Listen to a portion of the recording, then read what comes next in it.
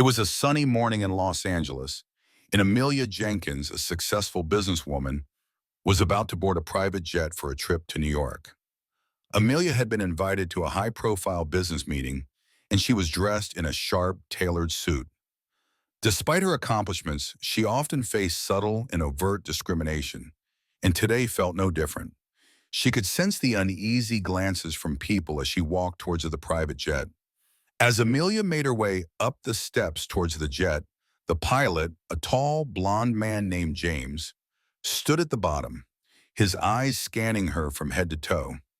Amelia had flown many private jets in the past, but something about this encounter felt off. When she reached the top of the stairs, the pilot didn't greet her with the usual professional smile. Instead, James crossed his arms and pointed at her, his voice sharp. "This isn't your place," he said coldly, without even acknowledging her presence properly. Amelia stood frozen, her heart pounding in her chest. She wasn't sure if she had misheard or if this was real. But before she could respond, her husband Calvin, a well-known entrepreneur, stepped forward. Calvin had been quietly following behind his wife, not expecting any problems. But as soon as he saw the pilot's hostile stance and the demeaning gesture toward Amelia, his anger flared. "Excuse me, what did you just say to my wife?" Calvin's voice was firm, but the warmth of it only heightened the tension.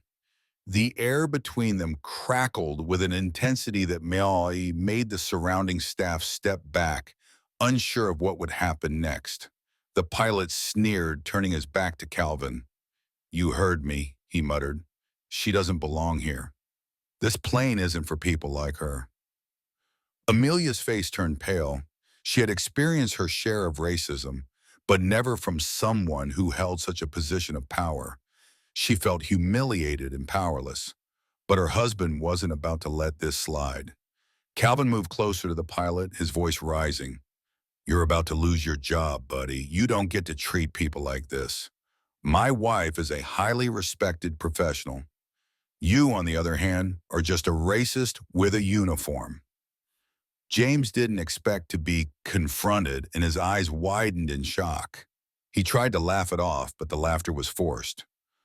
"Listen, I'm just doing my job," he said, trying to defend himself, but it was clear his words lacked conviction. Calvin immediately pulled out his phone and dialed the airline's customer service line. "I need to speak to someone in charge. Right now." His voice was steady but filled with determination. Meanwhile, Amelia stood behind him, seething with rage. She had never been in a situation like this before, where her race was used against her so blatantly. She didn't feel safe, and she certainly didn't feel respected. Within moments, a representative from the airline picked up the phone. Calvin wasted no time. "Listen," he said, "there's a man on your staff who just insulted my wife and treated her like trash. We need to resolve this immediately." The voice on the other end stammered, taken aback by the seriousness in Calvin's tone. "We apologize, sir. Can you hold while we address the issue?" Amelia was still standing quietly, her mind racing. She wasn't used to confrontation, especially in such a public setting, but she knew this wasn't just about her. This was about respect. This was about showing others that racism wouldn't go unnoticed. James stood by, clearly uncomfortable, but unwilling to back down. He had expected the situation to blow over, but it wasn't going to be that easy. A few minutes later, a tall woman in a sharp business suit approached the scene. She was the airline manager, and her expression was all business. She'd been briefed by the representative on the phone. "Mr. Jenkins, I am very sorry for the situation you and your wife have encountered," she said. "Please allow me to handle this." James's face paled when he saw the manager's authoritative stance. He knew his job was on the line now. The manager pulled James aside and began questioning him about the incident. Calvin and Amelia stood off to the side, their eyes never leaving the pilot. It wasn't long before the manager turned back to them. "We take incidents like this very seriously," she said, "and this will be investigated immediately. You can rest assured that we will be taking appropriate action. Within hours, the airline had suspended James pending a full investigation. He was escorted off the property, his uniform removed, and his credentials revoked. Meanwhile, Calvin and Amelia boarded the plane, but the atmosphere was far from the luxury they had expected. It was now tainted by the knowledge that racism could exist in even the most exclusive spaces. News of the incident spread like wildfire. Social media exploded with outrage, and the hashtag #racistpilot trended across platforms. People from all over the country expressed their support for Amelia, and many shared similar stories of discrimination they had faced on flights. The airline received an unprecedented amount of backlash, and their reputation took a severe hit. In the days following the incident, James gave an interview to a local news outlet, attempting to defend his actions. "I was just doing my job," he claimed. "I didn't know who she was. I didn't mean to offend anyone."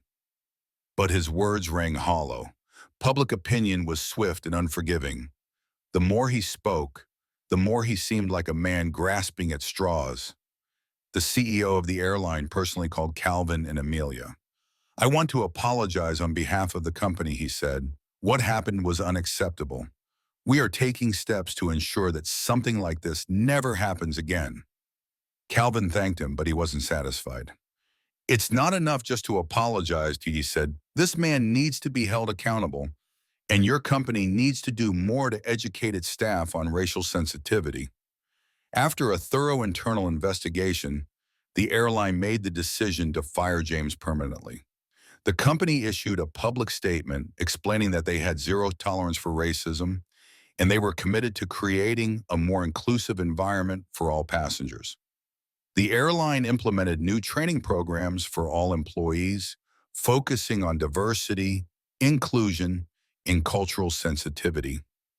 They also offered to meet with civil rights organizations to discuss how to improve the passenger experience for people of color. The public response to James's firing was mixed.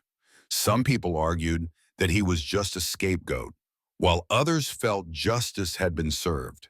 However, for Amelia and Calvin, the most important thing was that the airline took responsibility and made an effort to improve. Amelia received messages of support from countless strangers, as well as from people within the business world. She had become an unexpected symbol of resilience, and her story was featured in news outlets around the world. The incident sparked a broader conversation about racism in high-end services. It inspired people to share their own stories and to demand more accountability from companies. What had started as an individual conflict had turned into a movement for change. As for James, he never worked in the airline industry again. His reputation was tarnished beyond repair. Meanwhile, Amelia and Calvin continued to live their lives, proud of the stand they had taken. Their experience had changed them, but it had also opened their eyes to the importance of speaking out against injustice, no matter where it occurred.